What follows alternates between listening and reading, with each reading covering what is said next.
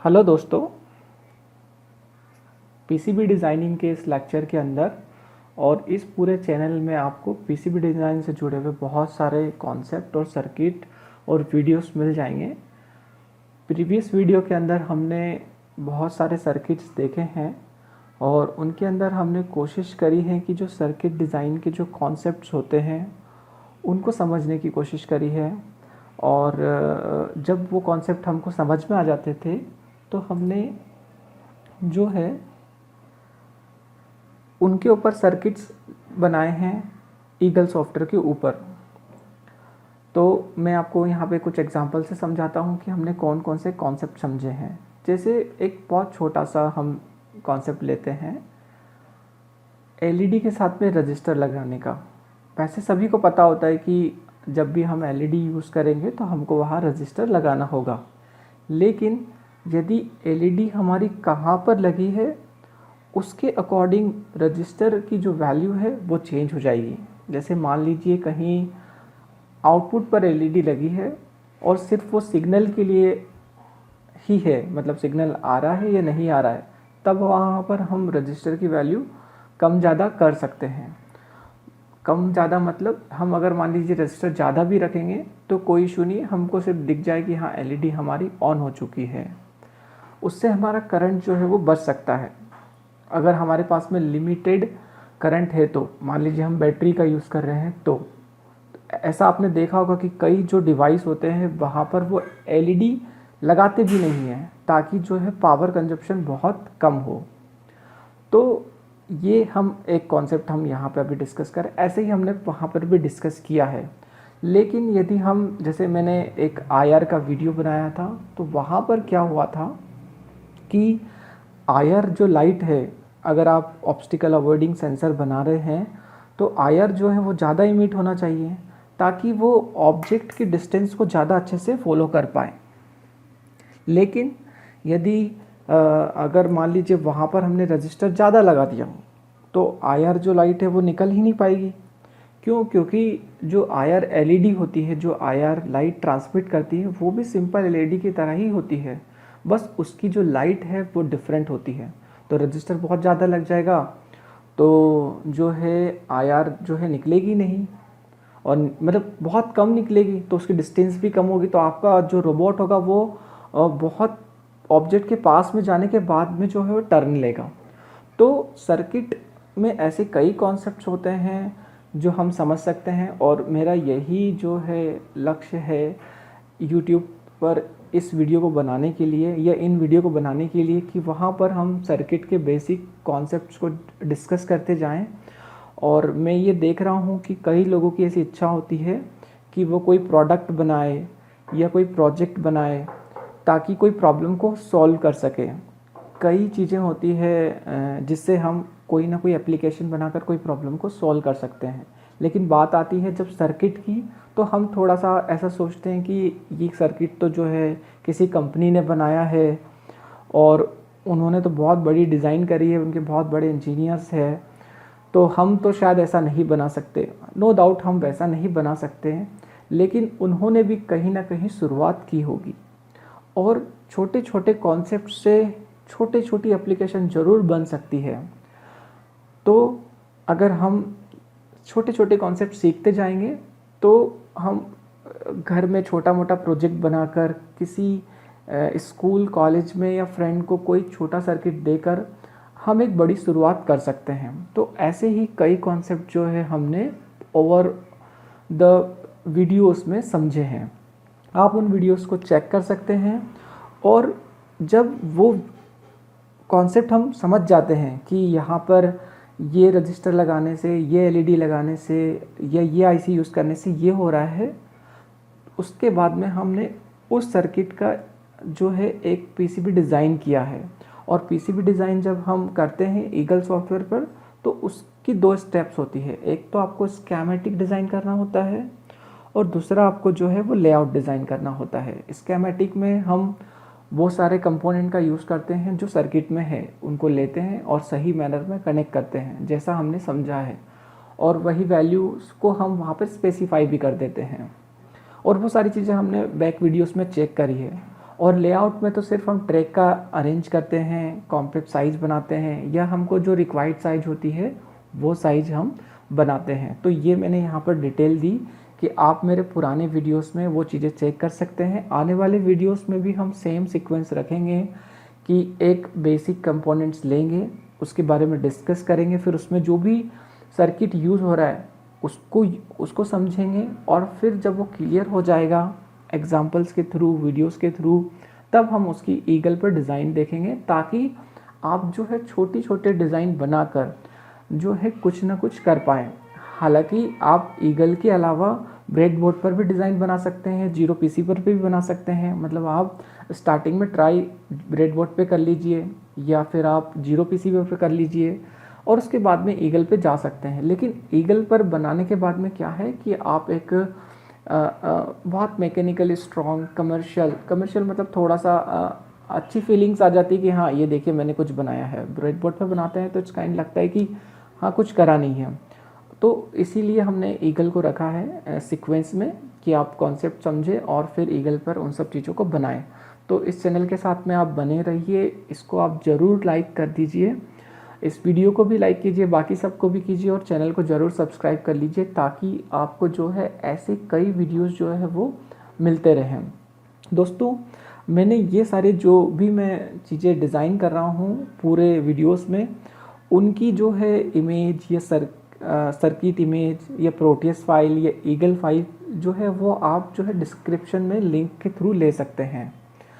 क्योंकि ये मैं चाह रहा हूँ कि आपको अगर कोई प्रॉब्लम हो तो आप वहाँ से रेफरेंस करके देख लें और सीख जाएं, और आप कमेंट करके पूछ लीजिए अगर आपको कोई फ़ाइल जो वीडियो में बताई है वो नहीं मिली है, तो मैं उसको फिर उसकी एक लिंक जो है वापस से अपडेट कर दूँगा। तो वो आप कमेंट करके मुझसे पूछ सकते हैं, और साथ साथ में कोई क्वेश्चन हो तो ज़रूर पूछें। I am very happy to serve you all, क्योंकि ये बहुत ही मुझे खुद को ही इसमें सीखने को मिल रहा है। जैसे जैसे मैं आपको बताता जा रहा हूँ तो मैं खुद भी ग्रो हो रहा हूँ, तो ये मेरे लिए बहुत अच्छी बात है। आप उसको ज़रूर देखें।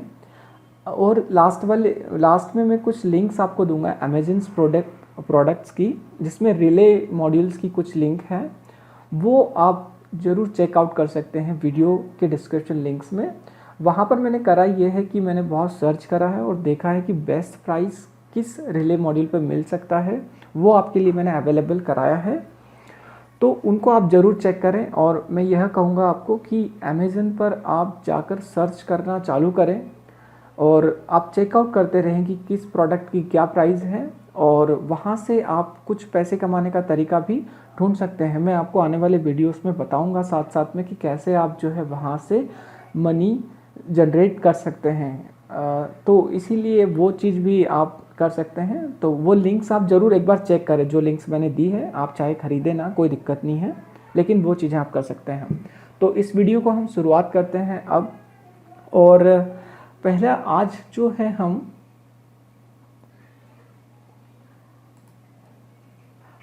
हम रिले मॉड्यूल को लेने वाले हैं, और उसमें जो कंपोनेंट यूज़ होता है रिले, उसके बारे में डिस्कस करने वाले हैं। और इस पूरे वीडियो के अंदर भी हम सेम चीज़ों को रखेंगे। सेम चीज़ों को कैसे?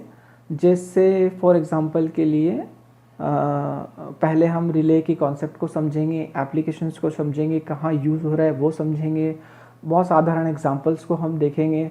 और जब पूरा कॉन्सेप्ट समझ में आ जाएगा तो फिर उसमें जो भी सर्किट हमने यूज़ किया उसको ईगल पे डिज़ाइन करेंगे, उसका सर्किट डिज़ाइन करेंगे, उसका लेआउट डिज़ाइन करेंगे। ठीक है, तो ऐसे ही सीक्वेंस हम रखेंगे। इस वीडियो में मैंने थोड़ा सा खास ये रखा है कि जो है आपको 2-3 में प्रोटियस को सिमुलेट करके बताऊंगा, ताकि आपको प्रैक्टिकली वहाँ कुछ और भी देखने को मिल सके। एक स्लाइड में थ्योरी समझने में और प्रैक्टिकल में थोड़ा सा और डिफरेंस हो सकता है। और आने वाले टाइम में जो लॉकडाउन थोड़ा खुलता है, यहाँ पर इंदौर में थोड़ा सा दिक्कत है, तो फिर आपको उनकी जो वीडियोज़ हम अभी डिस्कस कर रहे हैं उनके जो है प्रैक्टिकल करके भी बताऊंगा ब्रेडबोर्ड पर, या वॉटेवर जैसे भी पॉसिबल हो सके। और फिर मल्टीमीटर से सारे वोल्टेज को चेक करके आपको बताऊंगा कि देखिए यहाँ इनपुट में इतना आया तो आउटपुट में कितना मिला। तो इसलिए भी आप इस चैनल के साथ में बने रहें। तो हम शुरुआत करते हैं इस लेक्चर की। सॉरी, थोड़ा इंट्रो ज़्यादा हो गया, लेकिन देखिए अब हम बात करते हैं रिले की। रिले क्या होता है ना? बेसिकली रिले एक स्विच है, ठीक है। स्विच, कैसा स्विच, जैसा हम घर में हमारा स्विच यूज़ करते हैं वैसा रिले एक स्विच होता है। दोनों में अंतर, थोड़ा सा अंतर है, वो मैकेनिकल होता है और हमारा जो रिले होता है वो इलेक्ट्रोमैग्नेटिक होता है, इलेक्ट्रोमैग्नेटिक डिवाइस है। मतलब जब भी उसमें वोल्टेज आता है तो उसकी वजह से जो भी उसमें मैग्नेटिक फील्ड जनरेट होती है तो वो कुछ कॉन्टैक्ट को बना देता है और डिवाइस को ऑन या ऑफ कर सकता है। ठीक है, मैं आपको पहले एक एनिमेशन बताता हूँ यहाँ पर जो मैंने कहीं से लिया है। आप देखिए ज़रा इसको। जैसे ही ये हमने बटन प्रेस किया तो हमारा बल्ब ये ऑन हो जाएगा यहाँ पर, और जैसे ही बटन को हमने बंद किया तो हमारा बल्ब जो है वो ऑफ हो जाएगा। तो ये एनिमेशन में यहाँ पर आप देख सकते हैं कि हमारा घर का जो मैकेनिकल स्विच है वो ऐसे काम करता है। ठीक है, पर यहाँ पर हमको क्या करना होता है कि खुद से ही बटन को बंद या चालू करना होता है। रिले के अंदर हम क्या कर सकते हैं, रिले के अंदर जो है हम ऐसा कर सकते हैं कि मान लीजिए आपने आपके रूम के अंदर एक टेम्परेचर सेंसर लगा दिया है, ठीक है, और थोड़ा बहुत सर्किट बनाया है और उस सर्किट की हेल्प से आप चाहते हैं कि आपका फ़ैन कंट्रोल हो जाए। ठीक है, मतलब जब जब टेम्परेचर इंक्रीज़ हो तो फ़ैन की स्पीड थोड़ी सी बढ़ जाए, और जब जब टेम्परेचर थोड़ा सा कम हो तो फ़ैन की स्पीड थोड़ी सी डिक्रीज़ हो जाए। जैसे केस मैं लेता हूँ कि जनरली जब हम अभी की बात हम करें तो अभी नाइट के समय क्या होता है कि थोड़ा सा टेम्परेचर हाई होता है, तो उस टाइम पर हम चाह सकते हैं कि हमारा जो फ़ैन है वो फुल स्पीड पे चले। लेकिन अगर मान लीजिए जब मॉर्निंग होती है तो थोड़ी सी ठंड लगना स्टार्ट हो जाती है, तो उस टाइम पर हम ये कर सकते हैं कि हमारी फ़ैन की स्पीड थोड़ी सी कम हो जाए, क्योंकि बहुत ज़्यादा लो टेम्परेचर में भी नींद में हमें कोई डिस्टर्बेंस होता है। तो वहाँ पर हम क्या कर सकते हैं, रिले का यूज़ कर सकते हैं। हम एक रिले वहाँ पे लगा देंगे और टेम्परेचर के साथ में कुछ कंपैरेटर का सर्किट जोड़ देंगे, और हम रिले को ड्राइव कर सकते हैं एज ए उसके टेम्परेचर के अकॉर्डिंग। और मैंने पिछले वीडियो में मैंने कंपैरेटर के बारे में LM355 के बारे में बताया भी है, तो वो भी आप मुझसे पूछ सकते हैं अगर आपको लगता है कि कैसे बनाना है। तो ये एक बेसिक यूज़ हुआ रिले का। आगे हम बहुत सारी अच्छी बातें यहाँ पर डिस्कस करने वाले हैं रिले के बारे में। तो ये आपने एक यूज़ समझा कि जब है ना, अगर मान लीजिए हमारे फ़ैन को स्मार्ट बनाना हो तो वहाँ पर भी हम रिले का यूज़ कर सकते हैं। अब वैसे रिले हमारा जो है वो मतलब हमारा फ़ैन 230 वोल्ट पर चलता है, ठीक है, और रिले हमारा जो है वो AC भी आता है, DC भी आता है, ऐसी कई चीज़ें जो वो आगे हम डिस्कस करते हैं। तो स्लाइड हम चेंज करते हैं और देखते हैं कुछ एग्जांपल्स हम यहाँ पे देखते हैं। सबसे पहले कि रिले हमारा कहाँ कहाँ पर यूज़ होता है। तो आपने जो है आपके कंप्यूटर के साथ में या कहीं पर कंप्यूटर के साथ में ऐसा डिवाइस देखा होगा जिसको बोलते हैं यूपीएस का फुल फॉर्म आता है अनइंटरप्टेड पावर सप्लाई, जो दोनों काम करता है, मतलब इन्वर्टर का भी काम करता है और ब्रिज रेक्टिफायर भी उसमें होता है। मतलब मैं एक थोड़ा सा कॉन्सेप्ट आपको यहाँ पे समझा रहा हूँ। इन्वर्टर का काम क्या होता है, उल्टा कर देता है, DC को AC कर देता है, और ब्रिज रेक्टिफायर का काम क्या होता है, AC को DC कर देता है। तो आप यहाँ पे एरो में देख सकते हैं कि यहाँ पर ये देखिए आप एरो में, यहाँ पर जो है एक रिले यूज़ हो रहा है। अब यहाँ पे रिले का क्या काम हो सकता है, जब भी पावर आती है तो कट ऑफ करके या तो वो जो है बैटरी को चार्ज करना स्टार्ट कर दें, ठीक है, और जब पावर जाती है तो जो है मेन स्विच को कट ऑफ कर दें और कोई सर्किट को कनेक्ट करके बैटरी का पावर जो है वो AC करके किसी सर्किट को देते हुए आपकी अप्लायंस को, कंप्यूटर को वो देना चालू कर दे, तब वहाँ पर भी जो है ये रिले होता है। दोस्तों ये डिवाइस बहुत ज़्यादा ख़राब होते हैं और इनमें बहुत कम ही मिस्टेक होती है। तो आप एक छोटा सा इंटरनेट पर कुछ पेज बनाकर आप लिख सकते हैं कि वी रिपेयर दिस, ठीक है, और थोड़ा थोड़ा सीख तो जरूर सकते हैं, आपके आसपास से ही कुछ इंक्वायरीज आपको मिल सकती है। तो यहाँ भी रिले का यूज़ होता है, ठीक है। तो आप समझ गए होंगे कि रिले का यूज़ यहाँ पे क्या है। यहाँ पे हम एप्लीकेशन डिस्कस कर रहे हैं, आगे हम और बेसिक जाएंगे बिल्कुल 1 to 1 की कहाँ पे क्या क्या चीज़ें लगा सकते हैं। अगर हम बात करें एयर कंडीशनर की, AC की, जिसको हम शॉर्ट फॉर्म में AC बोलते हैं, तो आप यहाँ पे भी देख लीजिए एरो में, ये देखिए यहाँ पे एक एक रिले लगा हुआ है, ठीक है। और वो रिले का काम क्या होता है, देखिए हमारे AC के अंदर जनरली कंप्रेसर लगा होता है, और कंप्रेसर को बंद और चालू करना होता है। पावर तो उसमें 24 घंटे रहती है ना, ठीक है। और टेम्परेचर फ़ैन कंट्रोल के अंदर कंडीशन थोड़ी सी अलग ही होती है। तो यहाँ पे आप एक चीज़ और देखिए, यहाँ पर देखिए ये TSOP लगा हुआ है, ठीक है। और ये TSOP का क्या काम होता है, ये जो आपका रिमोट होता है जब आप उसको प्रेस करते हैं तो उससे जो सिग्नल जाता है वो इस पर आ जाता है, ठीक है। और इस पर आने के बाद में आप टेम्परेचर को कम या ज़्यादा कर सकते हैं, मतलब आप टेम्परेचर कम या ज़्यादा सेट कर सकते हैं। लेट सपोज आपने सेट किया 22 डिग्री, ठीक है, कि 22 डिग्री पर जो है ये चलना चाहिए। और अभी मान लीजिए कि आपका जो रूम का टेम्परेचर है वो 27 है, तो क्या होगा, जैसे ही कंट्रोलर को सिग्नल मिलेगा कि हाँ 22 पे सेट हुआ है, तो सबसे पहले वो क्या करेगा, रिले को ऑन करेगा। उसका जो सर्किट है, मतलब ये जो सर्किट है वो रिले को ऑन करेगा और कंप्रेसर को बोलेगा कि ऑन हो जाओ। और ऑन होने के बाद में आप कंटिन्यू जो है कंप्रेसर को ऑन रखें। और कंप्रेसर अपने आप में जो काम करता है, कंप्रेसर का क्या काम होता है, वो जो है एक उसके अंदर जो ऑर्गन, एक कोई गैस होती है, मुझे नाम याद नहीं आ रहा है, उसको सर्कुलेट करता है वो जो पीछे जो एक ग्रिड होती है उसके अंदर। और वहाँ बहुत ही अच्छा मैकेनिज़्म होता है उस गैस की वजह से, कैसे जो है वो पूरा वो उसमें कूलिंग होती है और फिर एयर टकरा कर आती है, ये सारी चीज़ें। तो कंप्रेसर को पहले ऑन कर देगा और फिर कंप्रेसर गैस को रेगुलेट करना चालू करता रहेगा। देन फिर क्या होगा, जैसे ही 22 डिग्री पर टेम्परेचर पहुंच जाएगा, मतलब अब क्या होगा, यहाँ पे एक सेंसर लगा रहेगा आपके ही AC के अंदर, वो सेंस करता रहेगा कि रूम का कितना टेम्परेचर है। जैसे ही 22 पे पहुँचा तो वो कंप्रेसर को थोड़ा सा बंद कर देगा। अब जब तक टेम्परेचर 22 बना रहेगा तब तक कंप्रेसर आपका बंद रहेगा। और देन जैसे ही 22 से 23-24 हुआ, मतलब वो सडनली नहीं करता, मतलब तो वो फिर उसको ऑन कर देगा ताकि वो टेम्परेचर को एक मेंटेन कर सके। तो ऐसी काफ़ी चीज़ें होती है जहाँ रिले यूज़ होता है। तो ये एक सेकंड यूज़ है रिले का। अब हम आगे बढ़ते हैं। आप डोर बेल में बहुत आसानी से देख सकते हैं रिले का यूज़। रिले में जनरली क्या होता है, क्वाइल होती है, देखिए आप यहाँ पर ये क्वाइल है।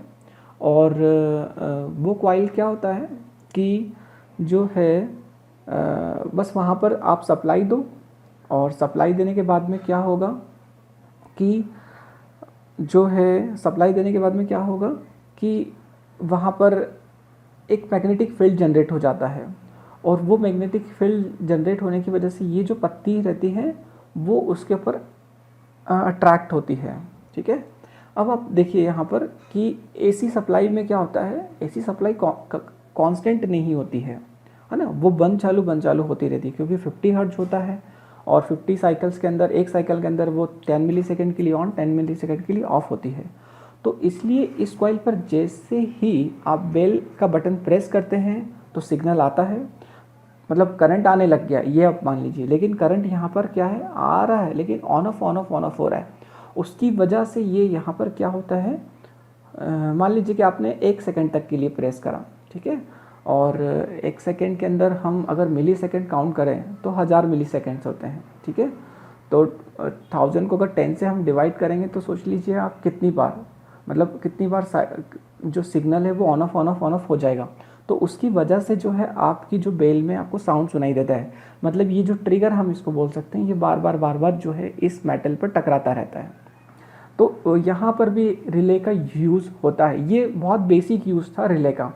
और अब जो जैसे ये यहाँ पर तो आप ऐसी देते हैं डायरेक्टली, मतलब पुरानी जो बेल होती है घर के बाहर, वहाँ पे क्या होता है, डायरेक्टली वो करंट से जुड़ा रहता है, मतलब हमारे घर की जो सप्लाई होती है उसी से जुड़ा रहता है। और वो आपको उसको आप प्रेस करते हैं, देन वो वर्क करती रहती है, ठीक है। आपने ये भी चीज़ नोटिस करी होगी कि ये जो बेल है कुछ टाइम बाद ख़राब हो जाती है। उसका क्या कारण होता है, देखिए रिले जो बना है कि उसको कुछ टाइम के लिए आप ऑन करें, लेकिन जनरली जो किड्स होते हैं, या जब शुरू में बेल का कॉन्सेप्ट आया था तो उसको बहुत ज़्यादा बार प्रेस करना और बार बार प्रेस करते रहना, तो उससे होता क्या था कि वहाँ बहुत ज़्यादा जो है हीट और वो कॉन्स्टेंटली ऑन रहता है, तो उसकी वजह से वो ख़राब हो जाता था। इस चीज़ को आप जो है पुरानी बेल्स में आप ऑब्ज़र्व कर सकते हैं, यदि आपके आसपास में कहीं हो या किसी घर में आप जा रहे हैं तो वहाँ पर आप इसको समझ सकते हैं। और वो ख़राब होने का उसका एक बेसिक कारण यही था। तो वहाँ पर तो हम AC सप्लाई देते थे, लेकिन आज के समय में क्या हो चुका है, आप एक बस 2 सेल लगाओ और आपकी बेल को टांग दो और तब भी वो काम कर सकती है ना। तो वहाँ पर जो कॉइल होती है उसमें आप डीसी सप्लाई दे सकते हो और कॉइल वैसे ही काम करेगी, ठीक है। बट अभी के जो बेल स्विच में ऐसा होता था कि थोड़ा सा इलेक्ट्रॉनिक्स पार्ट भी ऐड हो चुका है, और इलेक्ट्रॉनिक्स भी है और डीसी का भी है और मैकेनिकल भी है। मतलब जैसे कि इलेक्ट्रॉनिक्स का कैसे, मतलब उसके अंदर एक सर्किट होगा, मतलब पूरा उसमें कंट्रोलर होगा, जैसे आपने प्रेस किया तो देन वो एक स्पीकर से साउंड क्रिएट करेगा, ठीक है। यहाँ पे मैकेनिकल वर्क हो रहा है, मतलब जब आपने बटन प्रेस किया तो रिले के मैग्नेटिक बनने की वजह से जो पत्ती आपकी बंद चालू हो रही है उसकी वजह से वो ऑन ऑफ हो रहा है। तो यहाँ पे ऐसे काम हो रहा है। और इलेक्ट्रॉनिक्स में तो एक अलग ही कॉन्सेप्ट हो चुका है, पर अगर मान लीजिए कहीं पर डीसी रिले लगा हुआ है तो वहाँ पर भी वो पॉसिबल है। मतलब वैसी बेल को भी आप चेकआउट कर सकते हैं, मैंने कई वीडियोस देखे हैं नेट पर। तो ये एक छोटा सा यूज़ मैंने और यहाँ पर आपको बताया। अब प्लीज़ आप इस वीडियो को लाइक कीजिए और इस चैनल को सब्सक्राइब कीजिए, और इसका पार्ट 2 आप ज़रूर देखिए, उसके अंदर आपको ज़रूर बहुत सारी जानकारी मिलेगी। और साथ में इसके और भी कई पार्ट्स हैं, उन सबको आप देखिए, और इसमें कंप्लीट आपको जो है प्रोटीज का स्टिमुलेशन और रिले का अलग अलग यूज़ और उसके सर्किट्स के बारे में आपको देखने को मिलेगा। तो आप इसके पार्ट 2 को ज़रूर देखिए, इवन सारे पार्ट्स को देखिए, और कमेंट्स करके आप आपके क्वेश्चन पूछ सकते हैं। जो भी आपको लग रहा है कहीं भी आपको दिक्कत है सर्किट से रिलेटेड, रिले से रिलेटेड, तो वो आप पूछिए और लिंक्स को चेक कर लीजिए, वहाँ से आप जो है वो फाइल्स को देख सकते हैं।